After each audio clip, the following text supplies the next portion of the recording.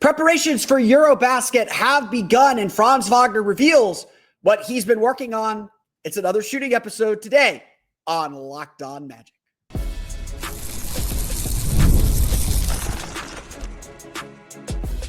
You are Locked On Magic, your daily Orlando Magic podcast, part of the Locked On Podcast Network, your team every day.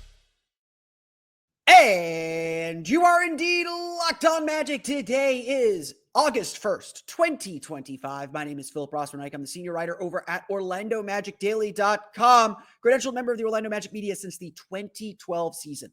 On today's episode of Locked On Magic, Franz Wagner and Goga Bitadze and Tristan da Silva have begun their preparations for Eurobasket.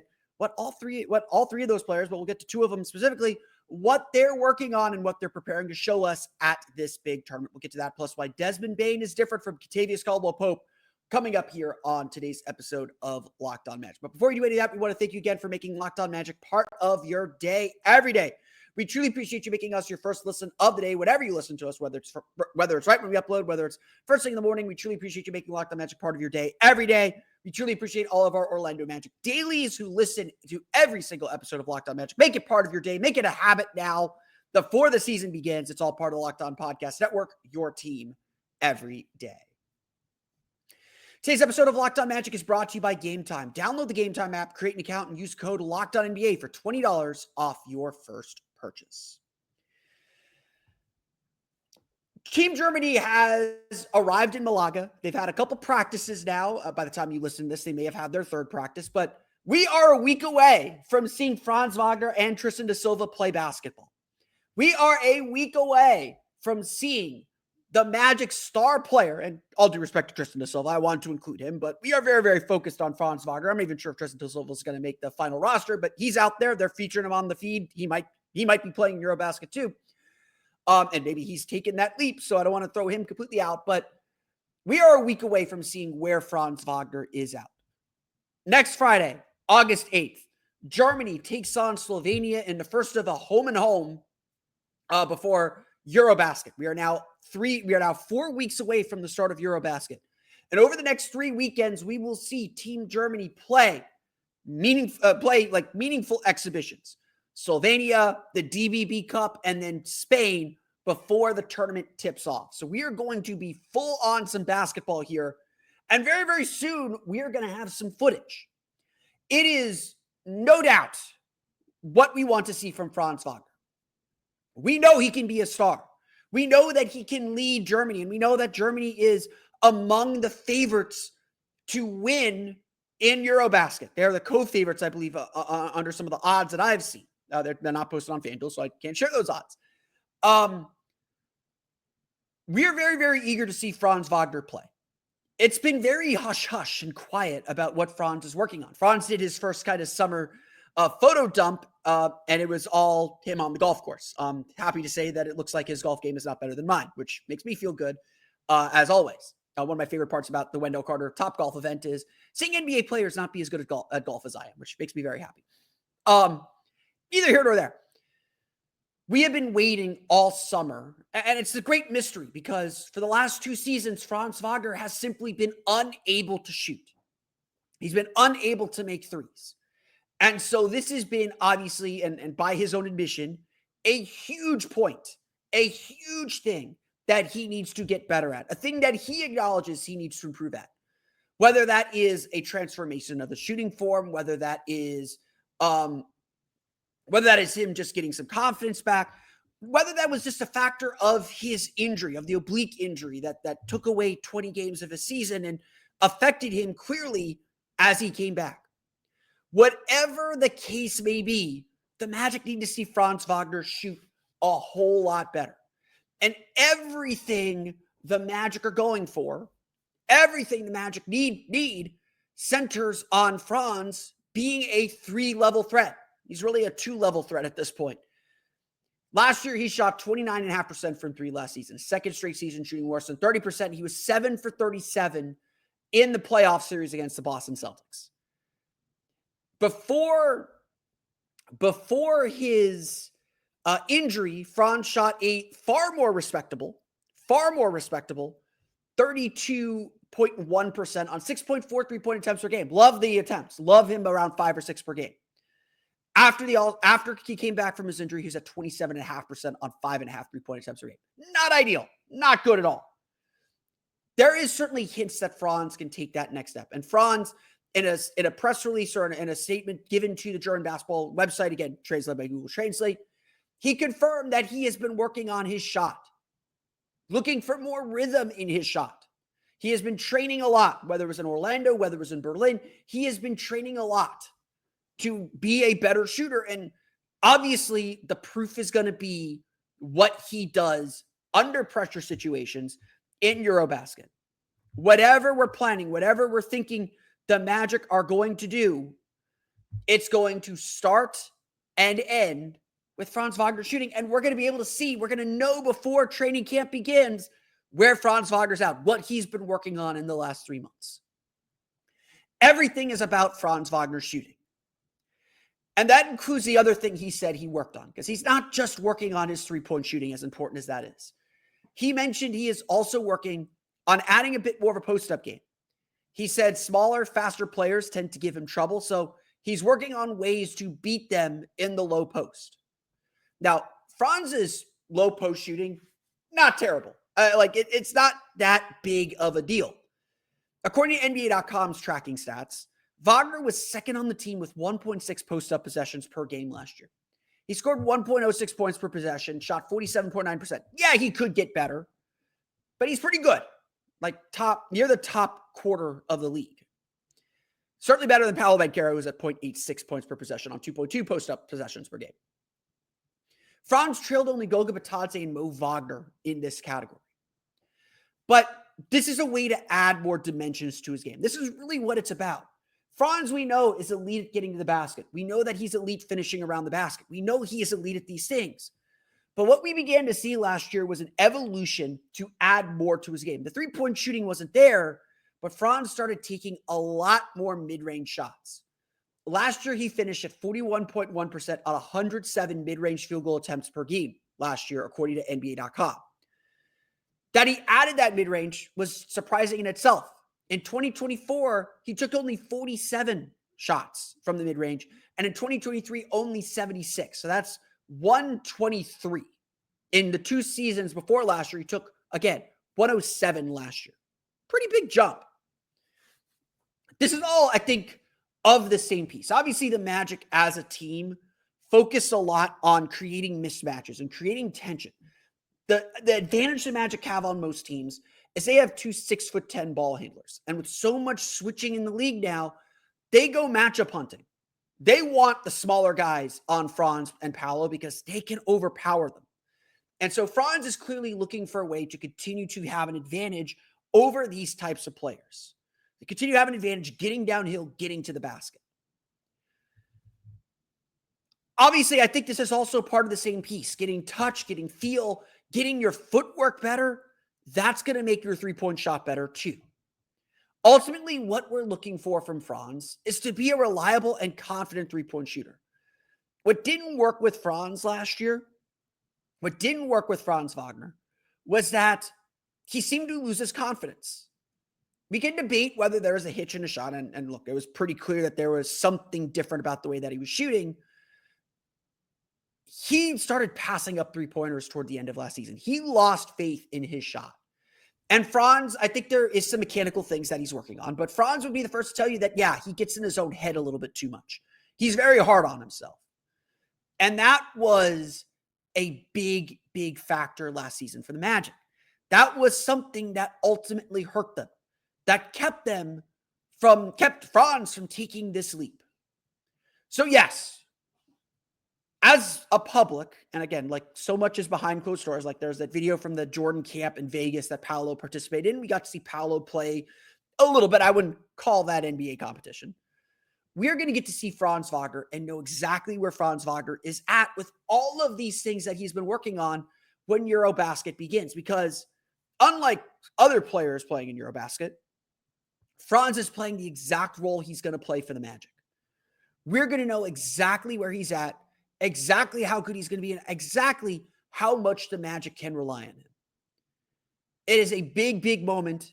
And for the last 3 months, Franz has been gearing up and practicing and preparing for these games just as much as he's been preparing for what comes after, and that's Magic training camp and the Magic season ahead. This is a different kind of shooting team, though. And this is obviously a team that is still finding the ways to get the best kinds of threes. So that's why it's important to note Desmond Bane is not Kentavious Caldwell-Pope. The differences between those two players is not just about volume, although volume is a big part. I'll explain coming up here in just a moment. But first, today's episode of Locked On Magic is brought to you by our friends over at Game Time. We've all been there, logging on early and waiting forever for concert tickets to go on sale, only to lose your spot for a show that you've been dying to see. Live music should be about making memories, not dealing with the stress of ticket shopping. That's where Game Time comes in. Game Time makes getting concert tickets faster and easier than ever. Prices actually drop as it gets closer to showtime, and you can save up to 60% off with their killer last-minute deals. If you're tired of endless scrolling trying to find the best deal, Game Time Zone Deals pick the best seats in your section for you. They can give you the digital panoramic view so you know exactly what your view of the stage is going to be. And with Game Time, the price you see is the price you pay. No hidden fees. With the Game Time guarantee, they have your back for cancellation protection and so much more if your plans change. Take the guesswork out of buying concert and show tickets with Game Time. Download the Game Time app, create an account, and use code LOCKEDONNBA for $20 off your first purchase. Again, terms apply. Create an account, redeem code LOCKEDONNBA. That's LOCKEDONNBA for $20 off. Download the Game Time app today. Last minute tickets, lowest price guaranteed.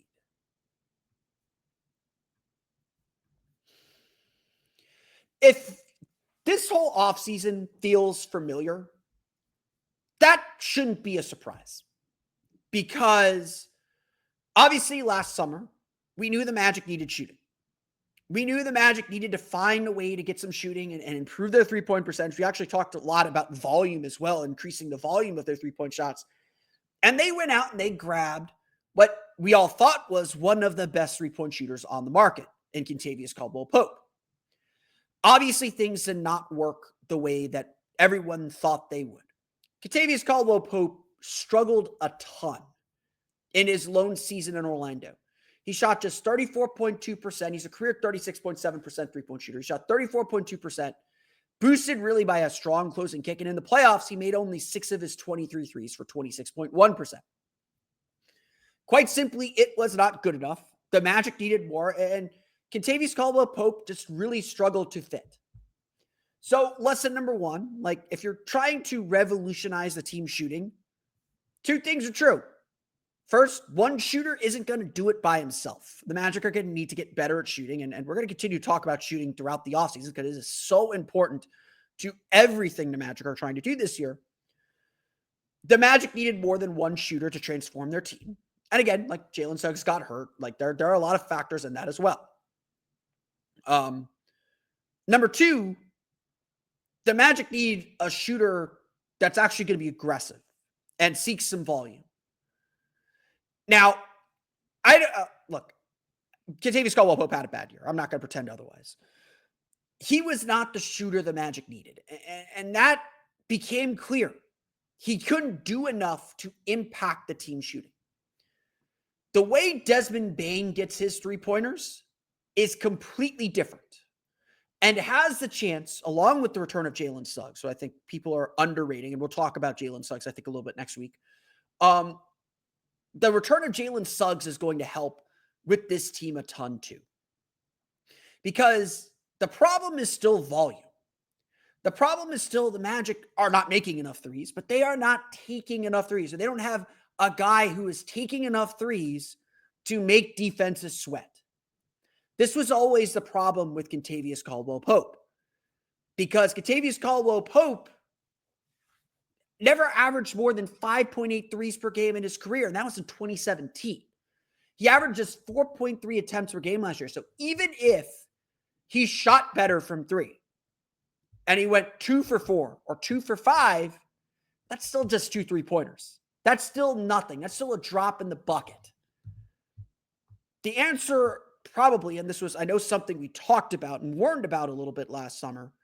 The answer is probably signing Kentavious Caldwell-Pope was a good step in the right direction to add a great shooter and someone who fit the team's defense, but was not going to shoot with the volume and frequency, especially in a slower offense, and Denver's a slow offense too, but especially in a slower offense to make a meaningful impact for the Orlando Magic. Desmond Bane does not have that problem. He is a 41% three-point shooter for his career. He shot 39% last year, who is going to shoot at volume. For his career, Desmond Bane shoots 6.3 attempts per game. Remember, Kentavious Caldwell-Pope's high watermark was 5.8. Bane averages 6.3, and he settled in at 6.1 last year, the second fewest in his career. He topped off at 8.6 per game in 2024. So even if Desmond Bane is shooting just 6 threes per game, it's still a huge boost because he's going to take 2 more per game than Caldwell-Pope took last year. And if he shoots more efficiently, that means he's going to make a 3.5 more. To get threes, you need to take threes. And so you take Desmond Bane shooting 6 or 7 per game, and there'll be games where he takes 8, 9, 10. The Magic have not really had that in a while. Franz Wagner and Paolo Banchero will take 5 or 6 per game. Jalen Suggs is going to take 7 or 8 per game. Will take 5, 6, 7 per game as well. The Magic have 2 volume shooters who, if you swing the ball to them, are not going to be afraid to let it fly. And then it just becomes about percentages. And again, we'll talk about Jalen Suggs because I think he's a huge swing player offensively for this team, especially if he's taking on more of a catch and shoot role. This is the other thing about Desmond Bane, though. Where Kentavious Caldwell-Pope was more of a one-dimensional offensive, like 3-and-D guy. Desmond Bane is not going to wait for his shot. Desmond Bane is not sitting there waiting for you to pass him the ball. He gets a lot of his threes because he hunts a lot of those threes. Last year, 3.4 of Caldwell-Pope's 4.3 three-point attempts per game were catch-and-shoot three-pointers, according to data from Second Spectrum. He made 35.3% of those shots. Not great, but not terrible. Desmond Bane took just 2.6 catch-and-shoot three-pointers per game last year. Now, he made 42.3% of them, so he's going to make those at a higher rate. But he's not taking just catch-and-shoot threes. His real weapon is how he hunts three-pointers off the dribble. Bane shot 37.8% on 3.3 pull-up three-point shots per game last year. He was 7th in three-point field goal percentage among players who took at least 3 pull-up attempts per game. So 37.8 isn't a huge number, but for a relatively inefficient three-point shot, that's elite. That's really good. And so it's not just that the Magic are getting a great catch-and-shoot guy in Desmond Bane and a great three-point shooter in Desmond Bane. They're getting someone who's going to self-create threes. So they're getting someone who not only averaged 5 assists per game in the last 2 seasons, but they're getting someone who is going to hunt three-pointers, hunt his own three-pointers, while also being able to attack off the dribble and hopefully be able to create some of these spot-up and catch-and-shoot threes for other players. These are theoretically better three-point shots. These are theoretically easier three-point shots, rhythm three-point shots, whatever you want to call them. These are shots that Paolo Banchero does not get at all, that Franz Wagner does not get at all, that Jalen Suggs really thrived in when Paolo Banchero was healthy. These are the kind of shots the Magic have to find and have to create. These are the kind of shots that are going to matter for the Magic this season. Desmond Bane really does have the opportunity to give the Magic a new dynamic offensively. And that's obviously what they're looking for. That's obviously what they're hoping to find.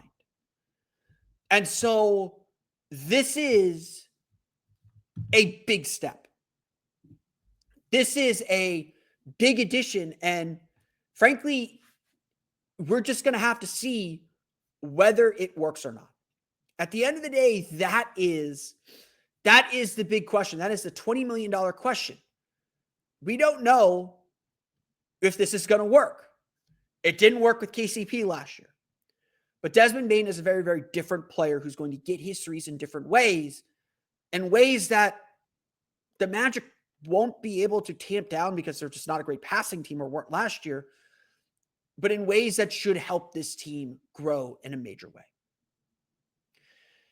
Franz Wagner is not the only one working on his 3 this summer. Why some grainy footage is getting me wondering. We'll get to it in just a moment.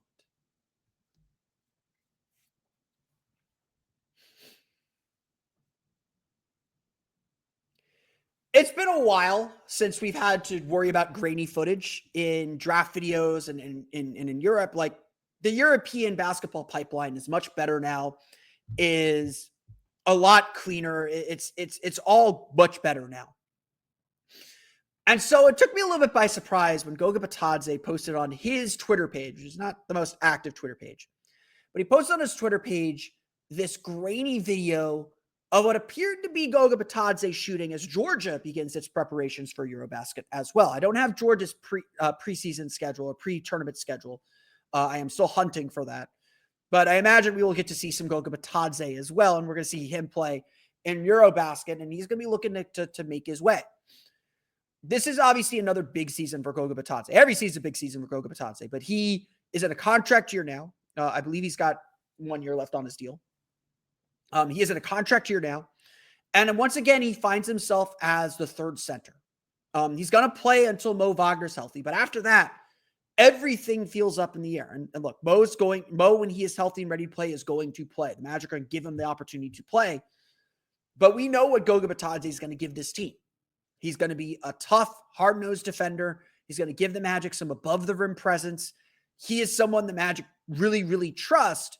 It's just all about consistency with him, and it's always been that way. And so every year we come into the season, like, not quite knowing what Goga's role is going to be, and Goga has to go out and prove himself again. And he largely does. It's just he's, very loyal to the Magic, probably for better or for worse. He's very loyal to the Magic. The Magic can't afford to give him up, so willy-nilly, because Wendell Carter misses a lot of time, and obviously Mo Wagner's now out till December probably. Goga Bitadze has to go out and prove himself again and make his mark and find a place in this league. Look, he is a rotation level big. He should not be a third center. But look, last year was an uneven season. Like, Goga Bitadze was brilliant at the beginning of the season and then really struggled to end the season. But last year, Bitadze averaged a career high 7.2 points per game and 6.6 rebounds per game. Really, really good stuff. Career best 1.4 blocks per game. Magic had a 107.4 defensive rating with Bitadze on the floor. Before a January concussion, he averaged 9.6 points, 8.2 rebounds, and 1.6 blocks per game in 24.7 minutes per game. Really, really excellent stuff. But after that January concussion, when he came back in late January, for the rest of the season, Bitadze only averaged 4.6 points and 4.9 rebounds per game with 1.1 blocks per game and 16.1 minutes per game. Obviously, his minutes decreased. Even with Mo Wagner out, he fell out of the rotation. And while the Magic were still good defensive with him on the floor, Bitadze suddenly became a little more untrustworthy. Bitadze ended up playing only 11 total minutes in 3 games against the Celtics in the playoffs. His most memorable playoff moment was him accidentally elbowing Kristaps Porzingis and bloodying him in Game 2. And then, frankly, in Game 5, with the Magic really desperate, he was just straight shoving players and fouling them on the perimeter. It was not a good look. And so Goga Bitadze, he's not starting from square one here, but he's got to reestablish himself and be consistent for this team to be successful, for this team to do what it needs to do. But let's go back to that grainy video. Let's go back to that grainy footage, because that grainy footage showed a really interesting development. Goga Bitadze shooting and draining threes. Now, always be suspect of highly edited videos, especially summer videos where you're not playing against defense, but this has been something that's been bubbling under the surface with Goga Bitadze, something that Goga, I think, understands would benefit him to add to his game, and something that has been, at least on and off, part of what teams want him to add to his game. Part of the reason why Goga Bitadze just doesn't quite work for the Magic is he's one of the few players that doesn't have, at least theoretically, the offensive versatility to spread the floor. Like Wendell Carter struggled with his three-point shot. I'm not sitting here saying he's a great three-point shooter, but Wendell Carter is willing to take threes. Goga Bitadze really isn't taking shots outside of the paint. If you look at his shooting stats, 73.9% of his field goals last year came within 3 feet of the basket. And look, it's 73.3% for his career. 54.4% of his shots came from 3 to 10 feet. He is taking most of his shots at the rim. Like a significant number of his shots at the rim, at the paint. Last year for the Magic, he shot 3 for 28 from 3. So obviously he's not making shots, but he took 28 threes. That was the most he'd taken since the 2022 season. In fact, in the 2021 season and the 2022 season, Goga Bitadze took 159 of his 269 threes. He shot 28.8%, 23 for 80 from 3 in the 2022 season. Now, one of the reasons that Goga Bitadze did not work out in Indiana was they kind of misjudged his development and what he was trying to do. They put him on the perimeter. They made him a shooter. They encouraged him to shoot. And that tamped down some of his post play, that tamped down some of his offensive rebounding, that tamped down a lot of the skills the Magic have gotten out of him. One of the things he really enjoyed about coming to Orlando was Orlando treated him as a very different kind of player than Indiana did. Orlando said, hey, attack the basket, roll hard to the rim. You're sitting in the paint. You're staying in the paint. And that's worked really well for him. And I don't think that part's going to change. I don't think Goga Bitadze is suddenly going to be shooting 3-4 threes a game. Nobody wants that right now, unless he is that good. But nobody wants that right now. But I think it's always been kind of in the back of everyone's mind that if Goga Bitadze is going to be a starter in this league, if he's going to help the Magic the most, he's got to develop at least a little bit of a threat, if not from deep, then from the elbows extended area, from that 18 feet area. If he's going to be a bigger threat for this team, that's where it's going to have to start. That's the part of his game he has to find a way to expand. Just like with Franz Wagner, we're going to watch Goga Bitadze play at Eurobasket, and we're going to get a sense of where his game is at and what he's comfortable doing. Unlike Franz, Georgia might ask him to do a little bit more, but Georgia is loaded with some solid guards. Like Goga Bitadze is not going to be the leading scorer for Georgia. In fact, he may come off the bench because Schmerdini is still playing and kind of has the center spot locked down. But this is all a sign in a sense that, yeah, Goga Bitadze is trying to prove his worth. It's trying to show he is more valuable, that he can do more things. And that is as important as anything else. Again, like Eurobasket, we all have to understand context, and it's a different style of basketball and everything like that. Eurobasket is our check-in on how these guys are doing and what these guys are working on. Like I hope Tristan da Silva makes the roster. I want to see him contribute on that team because, like, I think that's one of the pressure points for the Magic. Is Tristan da Silva ready to deliver? Is he going to give this team more offensively than he did last year? Like last year, got thrown on the fire as a rookie and did some things well, faded toward the end of the season, was non-factor by the end of the season. He's got to play. He's got to do things for this team this year. Goga Bitadze is the same way. He's got to reestablish himself and reestablish his consistency defensively. And like he gets a little lost defensively as like discipline can be a little inconsistent, even if he's able to make plays at the rim. Adding a new dimension to his game would help his argument, help his case to be the option for the Magic. And we'll find out whether this grainy footage is real and is something he's going to add to his game this summer. Shooting is still important. Shooting is still the thing. Shooting is still our obsession. And we'll see how much better the Magic are at shooting when the season begins. But that's going to do it for me today. I want to thank you all again for listening to today's episode of Locked On Magic. You can, of course, follow me on Twitter at PhilipRR_OMD and on Blue Sky at PhilipRR. You can subscribe to the podcast on Apple Podcasts, Stitcher, TuneIn, Himalaya, Google Play, Spotify, Odyssey, and all the fun places to download podcasts to your podcast-enabled listening device. You can also check us out on YouTube. Just search for Locked On Magic. For the latest on the Orlando Magic, be sure to check out OrlandoMagicDaily.com. You can find us on Twitter at OMagicDaily. And for even more Orlando Magic content, be sure to check out my Patreon page, the Orlando Magic Hub, at patreon.com/Orlando Magic Hub. As always, thank you for your support. Now that you're done making Locked On Magic your first listen of the day, go make Locked On NBA your next listen, because there is no offseason. Doug, Matt, and Hayes keep you up to date on contract negotiations, rumors, and everything you need to be the most informed NBA fan.